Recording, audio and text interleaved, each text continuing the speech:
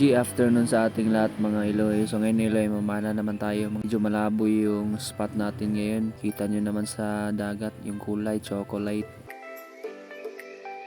Reload muna natin yung spur gun natin mga Iloy. Baka kasi sa unan may makita tayong isda. Tirahan natin agad.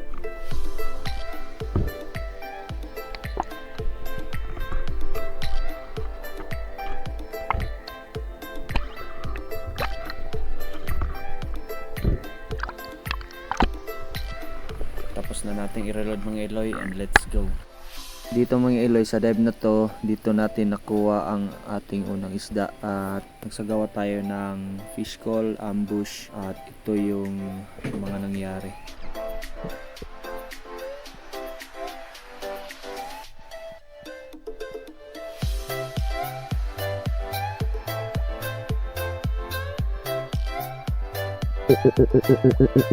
Sa pag-fish call natin dito mga Iloy, may nakaaga ng pansin.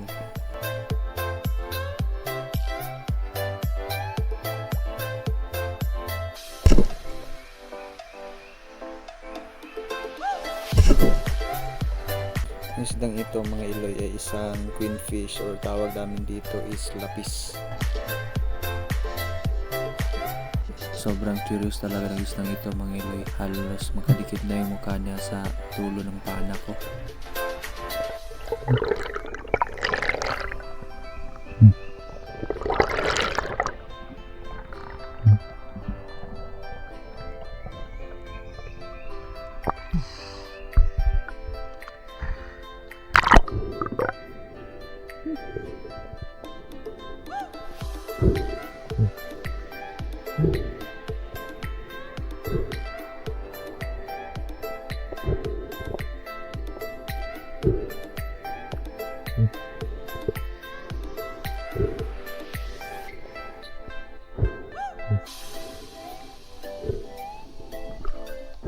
Ito yung unang naging isda natin ngayong hapon mga Iloy. Queenfish or lapis. Tinimbang namin ito mga Iloy, umabot ito ng 4.7 kg.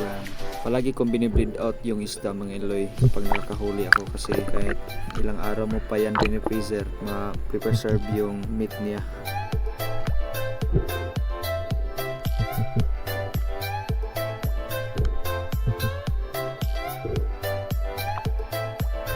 Maraming salamat po Panginoon sa biyayang ibinigay niyo po sa hapong ito. Sa dive namang ito mga Iloy ay dito natin nakuha ang ating pangalawang isda.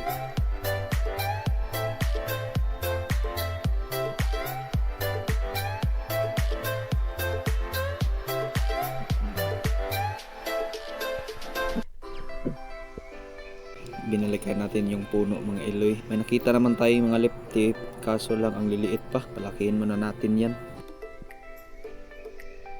Di na ako nag-fish call dito mga Iloy, nag-ambush na lang ako. At meron namang lumapit at ito yung naging pangalawang isda natin.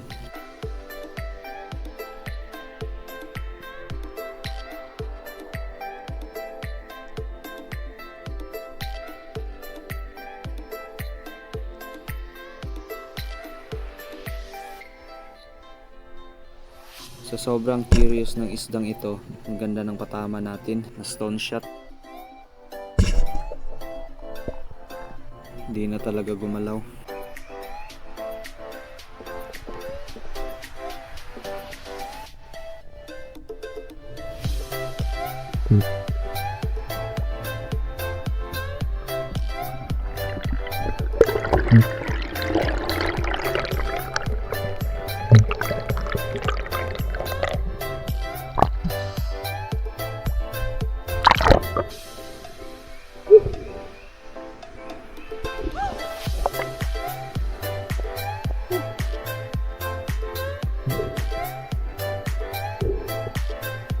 Orbital batfish, tawag naman sa iba bayang, tawag naman dito sa amin alibangbang. May special na pangalan ito mga Iloy, Giant Toblerone. Tumimbang ito ng 1.8 kg.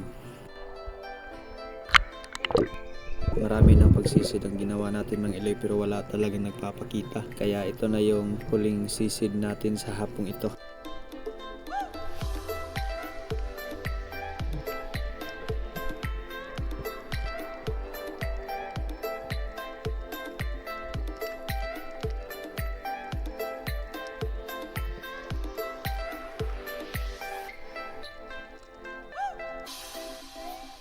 Target natin dito mga Iloy ay isang rainbow fish. Rainbow fish ang tawag ko mga Iloy para wala namang magsabi na bawal. Pero di naman bawal yan mga Iloy.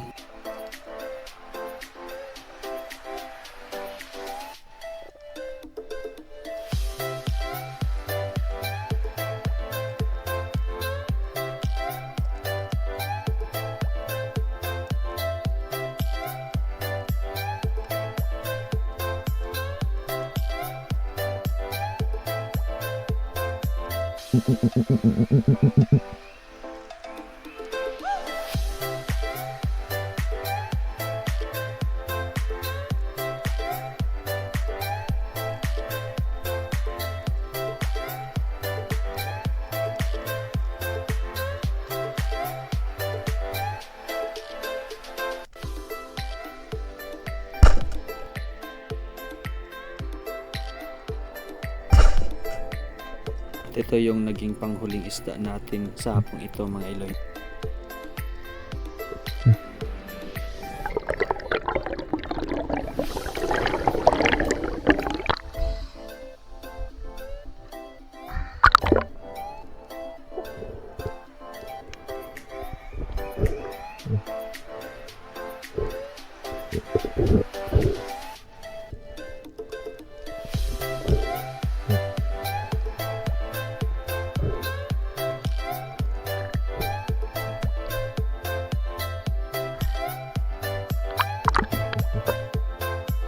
Ito lahat ang huli natin mga Iloy.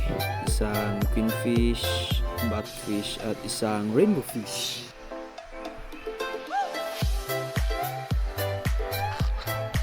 May shoutout lang ako mga Iloy. So shoutout pala kay Espero Nico, John Medonsa at kay Master Gilbert Moreno. Maraming salamat sa inyong lahat mga master, lalo na sa ating mga Iloy na viewers. Mag-ingat po kayo palagi, lalo na sa ating mga kasamang Espero. Dive safe kayo palagi at happy hunting sa inyong lahat mga Iloy.